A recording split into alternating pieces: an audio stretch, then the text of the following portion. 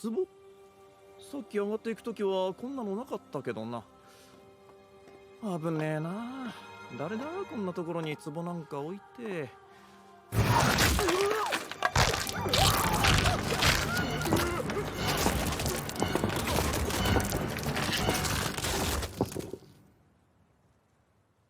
I'm literally gonna wait for you. And I see you're gonna be like, nah, I'm not gonna like. I'm just keep watching. Just subscribe. And you think the clip gonna cut right here, but it's not because I'm still waiting for you to click that like button and the subscribe and the post notification button. The season has been pretty unique. You have a lot of good shows like Oshinoko, Heavenly Delusion, Hell's Paradise, Skip and Loafer. You pretty much have a lot of shows, and I know I didn't say a lot of them, but those are the ones that have been making the most noise. But this season, I feel like there's an anime that we're not really paying attention to, and I think that's Demon Slayer.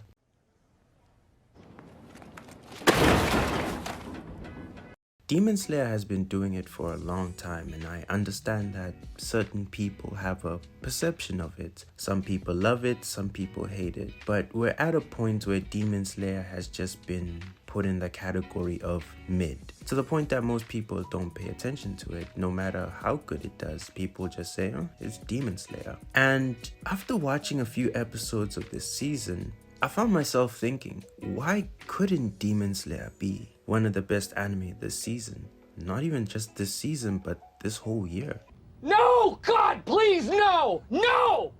No! You have a good anime, and I understand, yes, I'm not necessarily going to say that it was the best, but why can't it be in the conversation of one of the best? People just have a perception of Demon Slayer. It's an anime that's been placed in a group where everybody loves the animation. In fact, usually one of the scenes from Demon Slayer will end up being a reference for animation of the year. Studio Ufotable never miss with Demon Slayer, but yet we never take it seriously. The story of Demon Slayer is a pretty simple one. Basically, they're slaying demons and they'll keep slaying demons until the end of the anime. That's pretty much it. Every character has a unique story or whatever, but the premise is just simple. It's people who just want to kill demons, and we follow Tanjiro and his friends on this journey to kill demons. Yes, there's more to the story, and if you want to know more, then watch it, because it's a good anime, generally speaking. But I'm gonna talk about this season. This season has been spectacular. Last season, in my opinion, had a lack of substance, and that was one of the reasons why I felt like people watched it but kind of just forgot about it, or never necessarily mentioned it in the big talks like anime of the year, or just to put it in the conversation. But this season is actually different. This season has had a lot of substance, and I feel that people are overlooking it because it's Demon Slayer once again. You have an anime that ticks the boxes of good animation. That's pretty clear.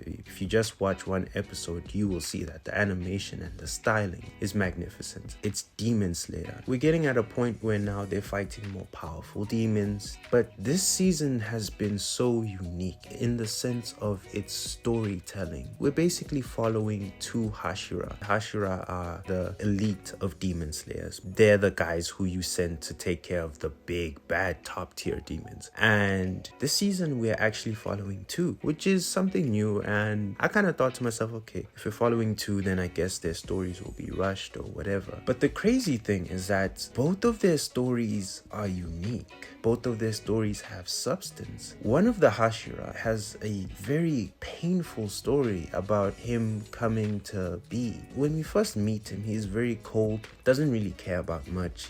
He's a prodigy, he's amazing. And you'll probably dislike him because he doesn't really have any emotion, so it seems. So you kind of don't care what happens to him, and the fact that he's a prodigy just makes it seem like, you're just a know-it-all and you just like some robot, so who cares? But then after that, we get a bit of a story about him. We learn a bit more about him through a traumatic experience. And I'm sorry, I'm gonna spoil. He goes through a situation where he's lost his memory. So when we know him, he's kind of not really himself. During a battle with the top demon, he actually realizes who he was and what happened to cause him to lose his memory. So basically he had a situation where he was living with his mother and father, and actually he had a twin. And unfortunately, his father and mother died on the same day. His mother was ill and his father tried to go to a mountain to go get a specific herb that would help his wife. And unfortunately, well, while trying to get it, he died. So then it was him and his twin brother who were living together, but his brother was very negative and very angry. So when we see them spend time together, you tend to dislike his brother because the person that we know now who's so emotionless was pretty happy-go-lucky and positive when he was younger. You could say they were polar opposites. Until one night, again, sorry to spoil, a demon came into their house and tried to eat them. But his twin brother, who he thought was this mean person, actually saved him. That scene was beautiful yet really gruesome because you can try and let your imagination figure out what would happen when a physically powerful demon gets into a tussle with two children. It's not going to end well for the children. But he then blacks out and goes into a fit of rage and he ultimately kills the demon, but it's too late for his brother. And the shock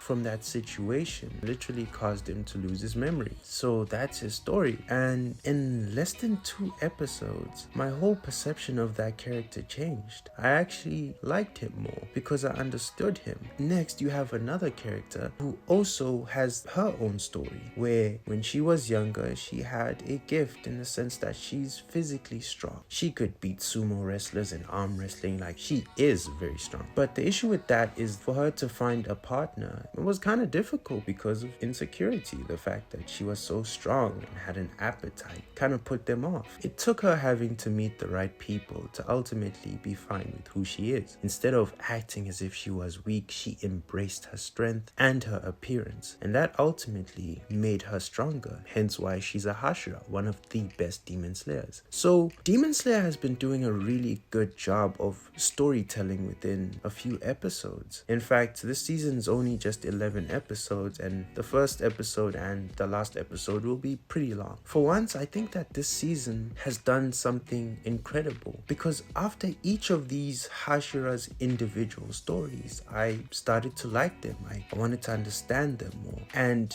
the beautiful thing about this anime is that when you see them shine, the visuals match their ability. Whenever you see them unlock their potential, when you see a Hashira unlock who they are, find strength within themselves, the animation does a beautiful job of displaying that. The fact that this Hashira has a very unique sword, and the way that she moves with her strength, and the way that the animation studio displays it is amazing. Even the demons this season are more beautiful. The color is just amazing. I understand that this season we have to give the new anime a chance because, you know, at this point Demon Slayer is a familiar face. But I think that we have to give Demon Slayer props in the fact that it held its own. A lot of the shows that dropped this season could arguably end up being anime of the year. Oshinoko, Heavenly Delusion, Hell's Paradise, Skip and Loafer, that other Gundam anime,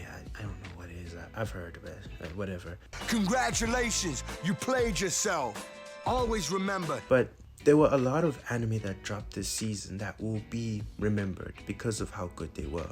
But Demon Slayer held its own this season. In fact, I think that it's one of the best this season, from a side of substance and animation, because again, it's Demon Slayer. Of course the animation is good. It should be invited into the conversation of best of the year. I know that probably it won't win, but it should be in that conversation, because what exactly was it lacking? The story had substance. The animation is arguably the elite. But I think that the issue with Demon Slayer as to why it won't end up being seen as one of the best because of the fact that some people see Demon Slayer as a joke. Demon Slayer has a lot of moments within it that kind of justify people not taking it seriously. And that's probably because sometimes Demon Slayer doesn't take itself seriously. You have a lot of comedic moments within the anime where people like Tanjiro will be chasing after a demon that's probably killed 1,000 to hundreds of people and comedically shout at them, "Hey, stop, come back." And then the animation will just switch to this super goofy animation where all of a sudden Tanjiro's eyes are as huge as balloons and he is super tiny, and it's kind of funny. Like it's like, oh, okay, that's a complete opposite of the situation, because let's keep it a buck. In this situation, these demons are trying to kill them, so this is not a joke. But the fact that Demon Slayer is not afraid to laugh at itself is the reason why people won't take it seriously, and I don't think that's fair. I think that you have an anime that is doing something special. Even though people will say that it's mid, they'll still watch it. It's broken records for a reason. In fact, some of you who might be listening to this have probably watched it and maybe might not have the most positive of views, but then you'll still watch it. That's just how Demon Slayer is. Demon Slayer has infiltrated the anime industry. In fact, I think it took the baton from My Hero Academia, but that's another story. But we need to start putting more respect on Demon Slayer's name, because this anime has it all. Characters die, characters lose arms, characters lose legs. Even though there is comedy within the anime has that realism to it. And I think that ultimately we don't have to take it so seriously sometimes. This isn't anime.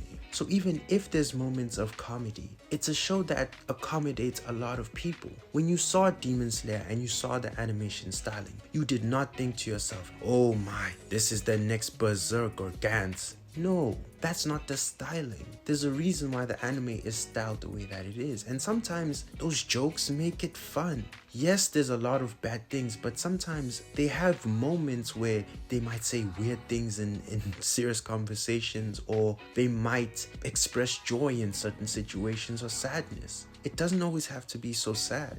And in this anime being able to not take itself so seriously every single time, I think that that's something that we should praise and give more respect to, because this anime is doing something that's unique. It has literally become a joke or a saying that the animation is so good. We expect crazy animation from it. But this season, it actually improved on itself. I have to be honest, the last season wasn't the best, but this season provided substance with a combination of amazing animation, moments of comedy, moments of gruesomeness. So I know that yes, it may not end up being one of the best in the year, and I'm fine with that. But I think that it should be given more respect, because this anime is doing amazing things. The fact that people will talk so badly about it but then still watch it just lets you know how good the anime is. I understand people have started to not necessarily like it because of how people overrate it at times, but